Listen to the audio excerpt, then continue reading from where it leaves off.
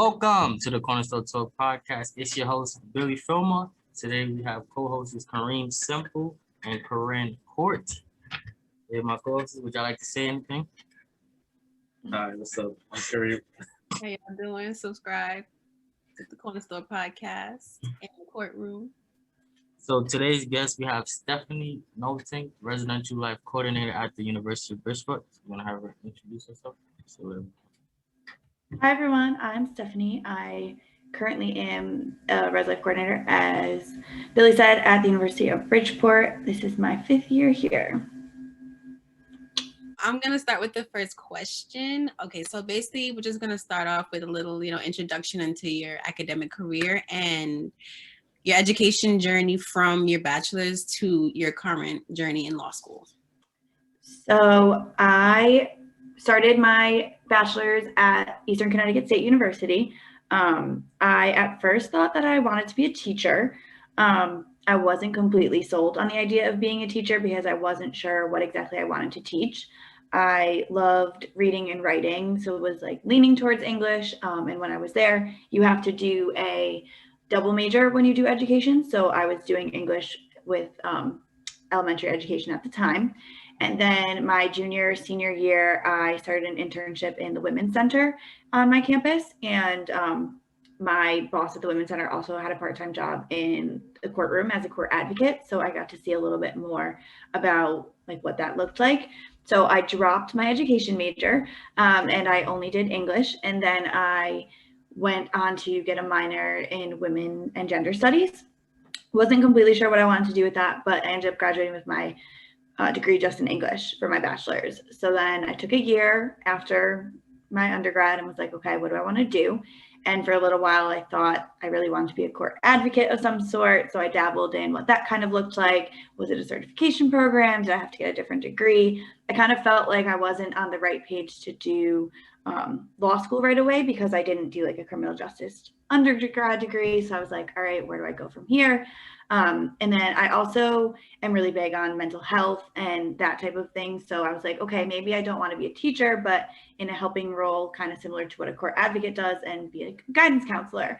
So then I looked into programs and found the counseling program at the University of Bridgeport, where I got my master's, and I did the college student personnel track instead of clinical mental health. But the college student personnel track kind of opened my doors to what my job is right now, which is working with college students kind of in a similar way that a guidance counselor does. You can go in higher ed in a few different directions in terms of what offices you work in, but I've been in Res Life the whole time. I enjoy getting to build connections with students that are here. But I still knew something was missing, and I love my master's degree, but I never really stopped kind of looking into the law school process. So my entire time while I was doing my master's, I was studying for my LSATs. And then I ended up taking them in 2018. And I started my law school journey in 2019 at Western New England University in Springfield, Mass. So my current goal right now is I'm in year 2, finishing up semester 4. Well, I guess technically you're just starting it, but semester 4, it is a 3.5-year program. I'm on an accelerated track, which is awesome. And then I take courses in the summer, but, and it's all night program so that I still can work full time. But I kind of see myself leaving higher ed for a little bit after I actually get my degree and pass the bar, and then going to be a prosecutor, which is really my passion. But also feel as though there's a lot of roles in the higher education world where being having a law degree kind of go hand in hand. So a lot of our offices, you have to be compliant with certain rules and regulations of your state, of the federal world, and make sure that you're running your institution correctly. So I can see myself like way down the line, like after I'm done being a prosecutor for quite some time, and I'm not yet ready to retire, coming back to work at like an institution of higher education, like the University of Bridgeport, and do like compliance or legal counsel for a school. So that's where I'm at. So how was your time at UB helped you grow as a person? How has UB helped me grow as a person? So honestly, I have grown up 15 minutes away from UB my whole life. And I actually didn't really do much at UB other than use like the sports facilities as a kid. So like I would use the field and the gym to like play for the different sports leagues that I was in. And like that was really it. I didn't know much about it as a college. And then when I found the counseling program here for my master's, I was like, oh, this is kind of cool. And oddly enough, as an undergrad student, I was very like not involved at all, and kind of told myself in grad school I wasn't going to be involved either. But UB didn't really give me that choice. The first day I was in class, my then boss was actually in class with me and knew that I didn't have like a graduate assistantship, which is how I started here. And then I've been like all the way in ever since. I think it's challenged me to find a voice for myself. I used to be that girl that didn't like to take the lead on anything. I was really quiet and passive and just kind of like, I knew what I stood up for and what I liked about certain things, but I never really vocalized it. I kind of was like, all right, do what I'm told and I'll just see what happens from there. Just like put my head down, get my job done. Don't really like get involved in more. But UB's allowed me to grow into a professional, which was cool because I kind of got to experience that as I was a graduate student. I also then was faced with a professional role where you deal with a bunch of different personalities, not only in the professional world, but with the students that I work with. I had a similar, I guess, population of students when I was in undergrad. But again, because I said I wasn't involved in much, I can't say that I necessarily interacted on the same levels. So I've gotten to meet people from all different walks of life in my role and really gotten to open my mind to just like the different challenges that people face, how people got to UB. Like it's not the same for everyone. And I think I still learn about that all the time. I got to learn how passionate I actually am for helping others, no matter how like challenging it can be. So yeah. I want you to talk about what it's like being in law school and also working your first murder or intern on your first. Oh, so law school is a challenge. I knew going into it that I wanted to be the student that was still working. I have a lot of classmates who law school is what they do full time. They don't have their jobs or anything like that. Like that is their job. So I think that was the biggest thing that I kind of had to sit down with myself and say, okay, if I do this, how am I going to do this and what looks right for me? Obviously law school is expensive. Any school is expensive. I had to make sure that, and what people don't tell you is that just like in undergrad or even in a master's program, like there still is opportunity for work study. There still is opportunity for scholarships. And like, that was something that was really important to me because I absolutely cannot afford to pay for it out of pocket, but I also don't want to put myself in like all of this debt. So really doing like the logistics of everything before I took the leap and started school was a big thing. And now it's really about time management, like with anything in life. I enjoy that. My job working with students, I can relate to being in class and understanding things. But I also have had to figure out ways to make sure that I'm prioritizing my time and also making sure that like student stuff exists, but then work stuff exists and being able to draw those barriers. Law school is interesting because just like undergrad and grad school, even I don't want to call them electives per se, but there is electives. And then there's also your core classes that you have to take. So even though I don't want to be the same type of lawyer as everyone else necessarily in my cohort, there are still certain courses that we all have to take. So you all do lawyering skills, and then you all do like intro to law, introduction to the legal profession, things like that, which kind of just open your mind to all the different types of documents you're going to write, all the different things you're going to read, how to write like a lawyer, things like that. And you're kind of like, wow, I didn't realize. And it's almost like learning like math or chemistry or something like completely out of the sorts because it has its own like, I don't know, world.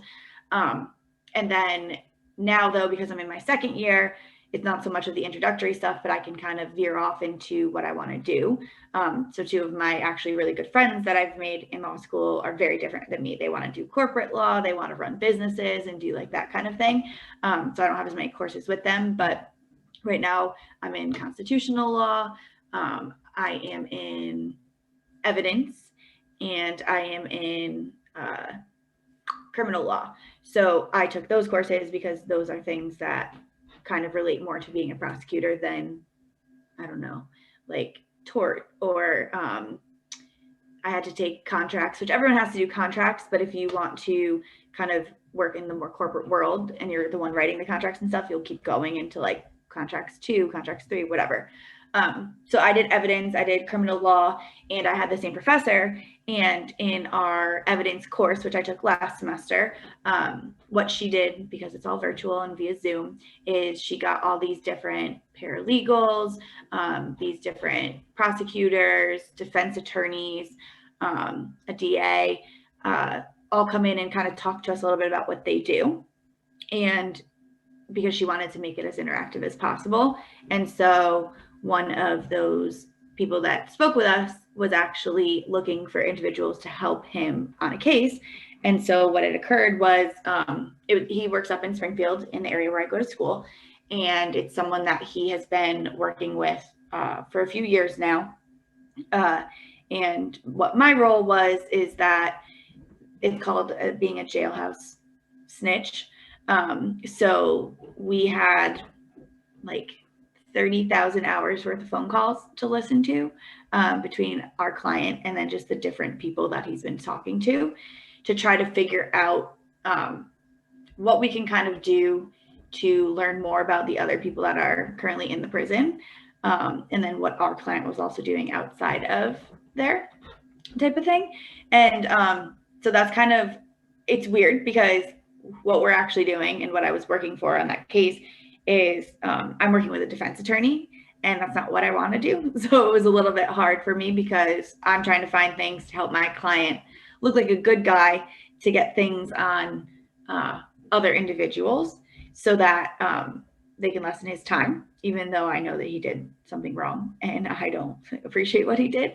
But I did want to experience what it was kind of like to get some hands-on time as an intern, which is really cool because I got to see a lot of the systems that the office works. And even though going forward, I'll want to be on the other side, it still is something that you're always going to have to understand how the others work. So that's kind of been my role, was listening to calls and just really learning directly from an individual who works as a defense attorney, which was really awesome.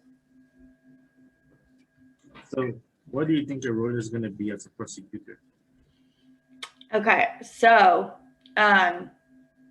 I'm very big on right and wrong and like having a moral compass. And I do understand that circumstances make a difference in why certain people do what they do. However, there are some very heinous things that occur. And as a prosecutor, I feel that I'm going to do the best I can to those passions that I have for people who don't deserve to be wronged, to make sure that they're served justice. So I want to make sure that I am prosecuting the people who committed the wrongdoing in an appropriate way. And I think that's the big thing, is like, it's not about like the biggest, baddest punishment of it all, but it's about it making sense. And I think that's where sometimes things can go wrong on either side, is not everyone deserves life in prison. And some people don't deserve the 10 months and they get off way too easily. And I think a lot of what happens is things have gotten away from people and they just want to do like the most extreme, the most harsh, whatever it is. And so I think the biggest part of my role is going to be to make sure that like people understand why they're being punished and prosecuted for what they did, but like it making sense. So if you mug a person on the side of the road and the person doesn't get hurt and you steal $60 from them, I'm not going to put you in prison for life. You know what I mean? But I think sometimes people try to be super extreme and dig up all these things that aren't necessarily relevant. And I think it's gotten away from the legal system, honestly. And I want to try to be as on point as possible so people have more, I don't want to say people don't have respect for it right now, but I do think that people have lost some faith in it, and I want to try to restore that as much as I can, because I want things to make sense so people can be like, you know what, like, yeah, that is logical, like maybe they do deserve a year or 2 years, you know what I mean, not forever. So yeah. Next question is a scenario that we created. So we know you're going to be a prosecutor, so we came up with a scenario. We want to see your stance. So I'm going to read off my phone. Father finds out his 12-year-old daughter was raped. The father takes justice into his own hand and finds and kills the rapist/offender. The father is now on trial for murder. In this scenario, the father states, and I quote, "As a father, I'm supposed to protect my daughter and I failed. That bastard raped my daughter and scarred her for life. I share that trauma with my daughter now and needed to ensure justice for her. I needed to make sure he wouldn't hurt my daughter or anyone else kid ever again, so I killed that bastard. I was angry and hurt." What is your stance on this scenario? Do you reason and understand the father? Do you do your part as a prosecutor and sentence him to prison? Or do you have an alternative solution? So I 100% understand the father's reaction. As a prosecutor, it is something that I would need to know a little bit more facts in terms of like what my initial reaction would be. So if you just told me that, my first instinct would be to have a conversation with the father and say, okay, like, how did you find out what occurred? Was there any other steps that were taken in the meantime? Like, did he try to reach out, you know what I mean, to the guy and have like a conversation, or like, were there any exchanges prior to what actually occurred? Reason being is because if things happened the way that you said they did, right? He took matters into his own hands. He went and he gave him what he deserved. Now there's all these factors of like, was it premeditated? Was it not? Did his daughter tell him? And then he literally went over to that man's house and he killed him, and it was a crime of passion. Now people say that in terms of like, typically like that's used in a scenario if like I was cheating on my husband and then he walked in on me and he killed us both, right? That's when you would use that. But it does apply to other crimes of when you have heightened emotion. And so in that situation, that would probably honestly be my approach if it didn't seem like anything was premeditated. And I would have to prosecute the father, but I would lessen it to manslaughter, not murder, because of the fact that he wasn't in the mental state of like planning to do something. He literally just found out a horrible thing and a trauma that occurred to someone he cares about severely, and that will never change. And he felt as though he didn't protect the person that he loved from something so horrific. And a lot of people are going to feel him on that level. They're going to understand him. And a lot of us would be lying if we would say that we wouldn't be tempted to do the same thing if it happened to someone that we love. So I think that is kind of what it would come down to. I don't think that there's ever a appropriate time to murder someone. And unfortunately, the father, while there probably doesn't seem like any alternatives at that time for him, and that was the only option he had to protect his daughter moving forward, that isn't the case. So I can't just let him walk away kind of unscathed. But I don't think that it would do justice to anyone to have him go sit in jail again for life or anything like that. I think I would try to make it a lesser of two evils, especially if he has a clear history prior to that, right? Like no like anger, no issues in the past where maybe he's been arrested for battery or assault or anything like that. And like maybe he serves 5 years and then has a few on probation or some sort at like the worst. But I don't think that we can allow someone to not be punished to any extent, because that would give people the impression that you can go around and do whatever because you felt a type of way about something. And I'm not saying we don't all feel for him. I'm not saying I wouldn't probably want to do the same if something ever happened to anyone that I cared about like that, because it is an instinct and it is a reaction, but there is also a line to be drawn. So I think that's how I would handle it. Thank you for that answer. That was very honest of you. Okay, so what are some flaws that you think the criminal justice system has right now that should be changed? So I think I mentioned it a little bit earlier. I think that people have lost some faith in our criminal justice system because I think that while no two cases are identical, a lot of the things that we study are based on things that happened like hundreds of years ago, and times have changed, things have changed. There's not like, I don't think that things move as quickly as they need to with our criminal justice system. So like, I get why it takes time. I do. Like the things that we read are thick, like they're deep, like you really have to get into it and you really have to understand.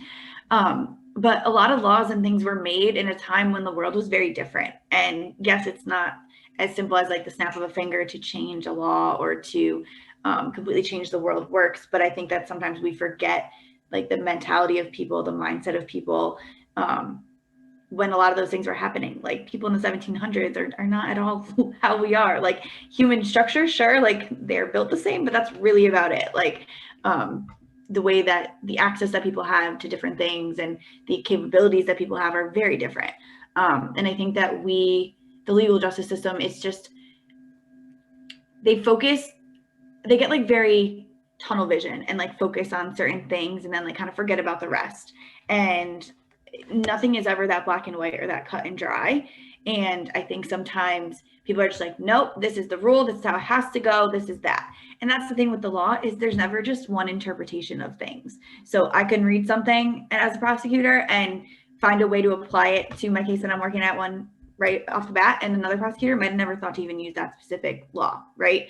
So like everything is very kind of broad, and I think that's where the legal justice system becomes flawed, because like if you get so stuck in reading it one specific way, you're so narrow-minded on that topic. And then like people, unfortunately, as the humans that we are, don't like to be wrong, and they don't like to be flawed or to change their minds. And for some reason, I think not only in the legal world, but in the regular world, if there's like a pre-existing like precedence of something, sometimes people just don't want to be the one to break it because of maybe what it stood for so long.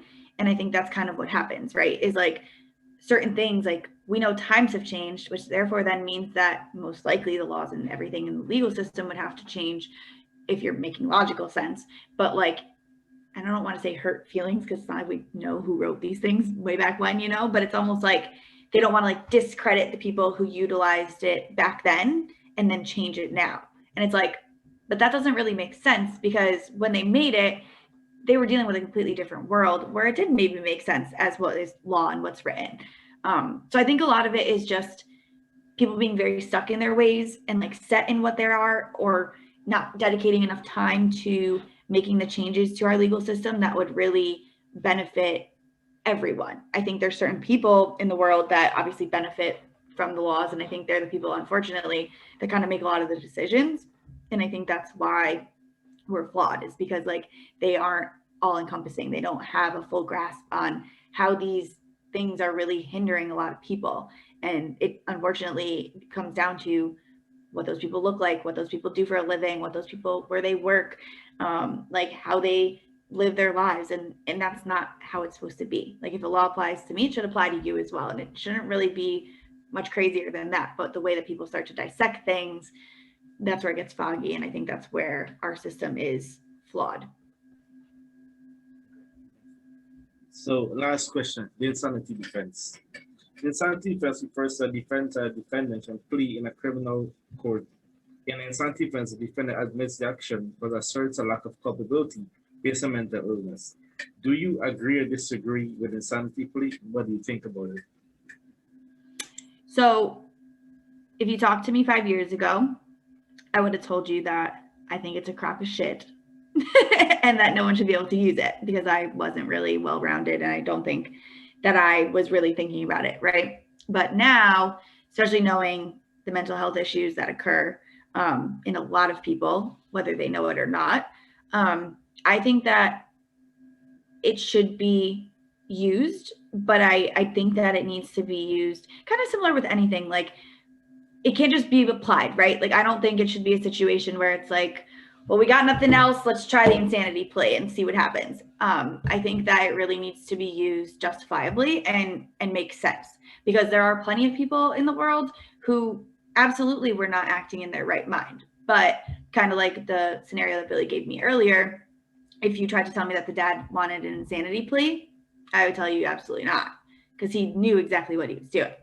And I think that's the thing, is like kind of similar to what's flawed, is like there's ways to find laws and things that apply to anyone, right? It's kind of similar to an insanity defense. Like a person who struggles with mental illness, it depends on kind of what their illness is and what was going on in the situation and what was the crime that they then committed. Like, does it actually seem possible that this person was having like a psychotic break or was insane at the time of what occurred? And if that's something that's absolutely possible and there's evidence and things to prove, then absolutely that person deserves that right. If it's someone who like has episodes but was able to tell me exactly everything about their day and about the premeditated plans that they had to do something, but then all of a sudden, because we know they have some sort of mental illness, they then try to say like insanity, I'm going to look at you like you're a little crazy. So I do think it should be allowed. And I think that people who use it need to actually then go and get the help for what they're claiming, because I think that's where also things get flawed sometimes too, is like someone will plead an insanity defense and then they don't end up in like a psych ward or anything like that, and they're not getting help. So it's like, what justice are we serving if they're not bettering themselves either, because we're just leaving at risk for the same thing to happen.